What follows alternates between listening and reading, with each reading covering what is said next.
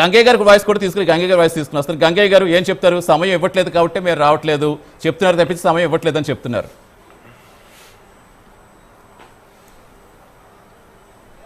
గంగయ్య గారు నా వాయిస్ వినిపిస్తుందా?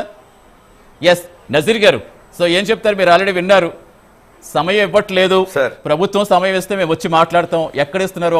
ఒక సాధారణ ఎమ్మెల్యేకి ఇచ్చినట్టుగానే ఇస్తున్నారు కానీ మిగతా టైం ఇవ్వట్లేదు, వాళ్ళు చెప్పడమే చెప్తున్నారు కానీ అందుకనే మీరు రావట్లేదు.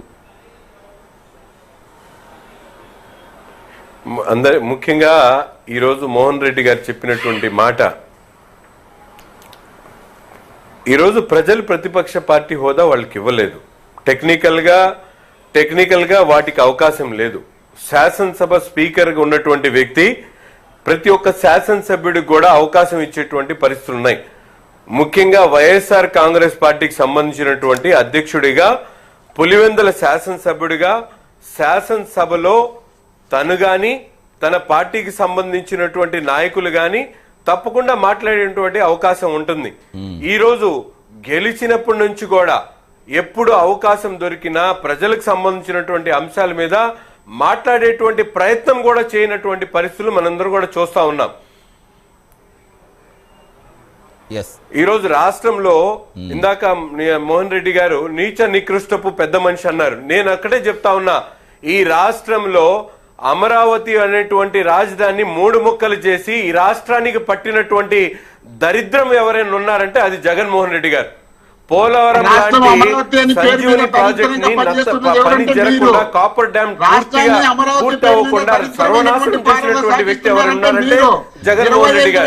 రాష్ట్రంలో లా అండ్ ఆర్డర్ ని పూర్తిగా నాశనం చేసినటువంటి వ్యక్తి, వ్యవస్థల్ని నిర్వీర్యం చేసినటువంటి వ్యక్తి, రాష్ట్రంలో ప్రజలు ఇచ్చినటువంటి శాసనసభ్యుడిగా వచ్చి ఆ రోజు నుంచి ఈ రోజు వరకు ఎంతో మంది సమస్యల మీద మాట్లాడేటువంటి అవకాశం ఉన్నప్పుడు కూడా ఈ రోజు ప్రతిపక్ష హోదా ఇవ్వలేదని, ప్రజలు ఇవ్వనటువంటి హోదాని ఈ రోజు ప్రతిమలాడుకోవడమో భయపెట్టడం చేస్తే రాదు.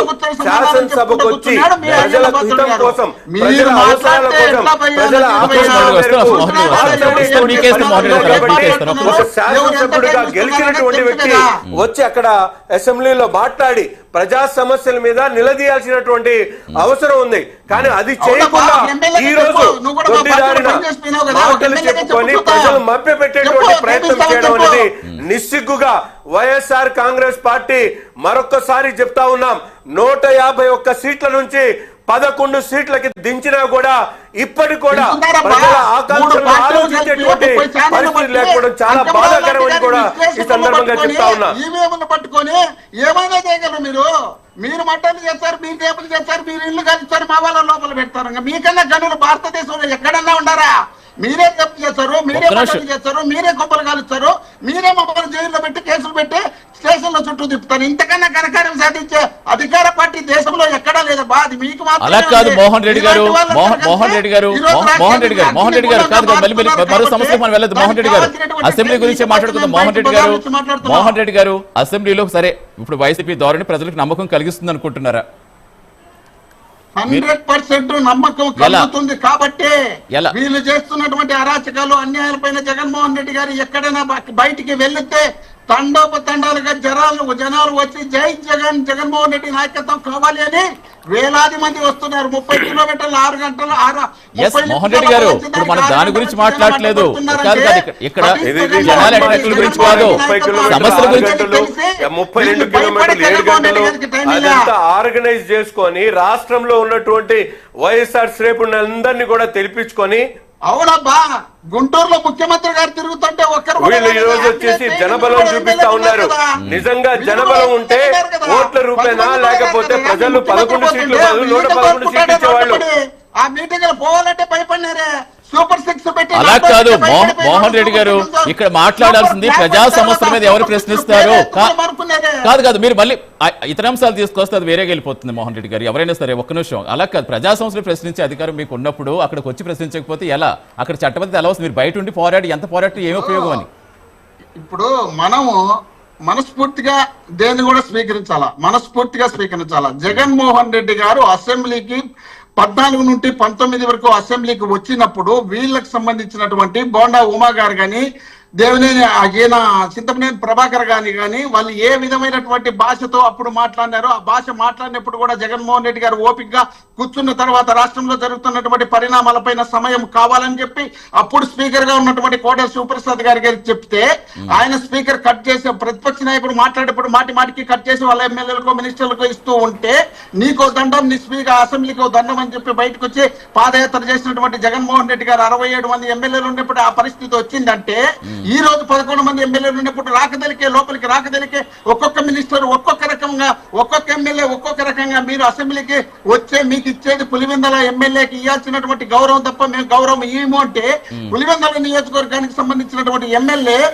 గుంటూరులో జరిగినటువంటి రేపుల మీద కానీ హైదరాబాద్ లో అమరావతిలో జరుగుతున్న అవినీతి పైన కానీ జగన్మోహన్ రెడ్డి గారు మాట్లాడాలంటే నువ్వు పులివెందుల ఎమ్మెల్యే కదా నీకే పడింది ఇక్కడలో మాట్లాడడానికి మేము ఎన్నెన్నో అక్రమాలు చేస్తాం ఎన్నెన్నో అన్యాయాలు చేస్తాం ఎన్నెన్నో దోపిడీలు చేస్తాం ఎన్నెన్నో రేపులు చేస్తాం అలా కాదు మోహన్ రెడ్డి గారు మీరు మళ్ళీ అలాగే వెళ్ళిపోతారు అసలు మీరు వెళితే కదా తెలిసేదంటున్నా ఒక్క శాసనసభ్యుడు ఉన్నటువంటి వ్యక్తి అయినా రాష్ట్రంలో అన్ని విషయాల మీద మాట్లాడొచ్చు. అవును మాట్లాడచ్చు అంటే గంటలు. రెండోది జగన్మోహన్ రెడ్డి గారు ఒక్క నిమిషం మోహన్ రెడ్డి గారు జగన్మోహన్ రెడ్డి గారు తన అధికారం ఉన్నప్పుడు ప్రజల దగ్గరికి పరదాలు కట్టుకొని వెళ్ళినటువంటి పరిస్థితులు ఈ రోజు ప్రతిపక్షంలో తను అధికారం ఉన్నప్పుడు పరదాలు కట్టుకున్నటువంటి మాట వాస్తవా కాదా?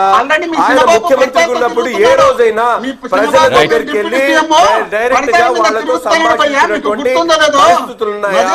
ఈ రోజు ప్రతిపక్ష నాయకుడిగా రాష్ట్రంలో ఉన్నటువంటి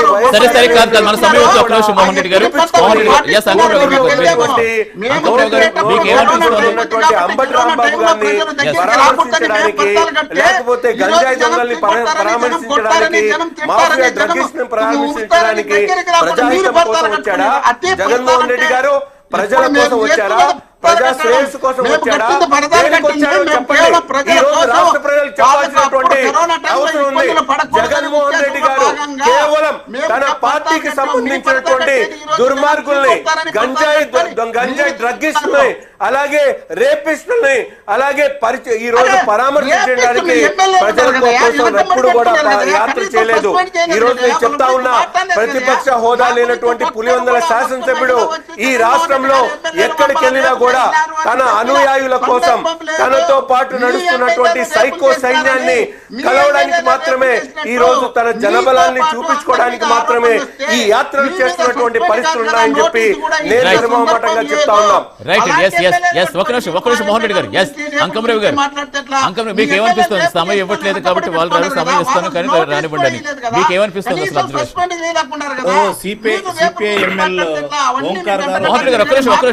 మోహన్ రెడ్డి గారు మనకు అంకమరావు గారు సిపిఐ ఎమ్మెల్యే పార్టీ తరఫున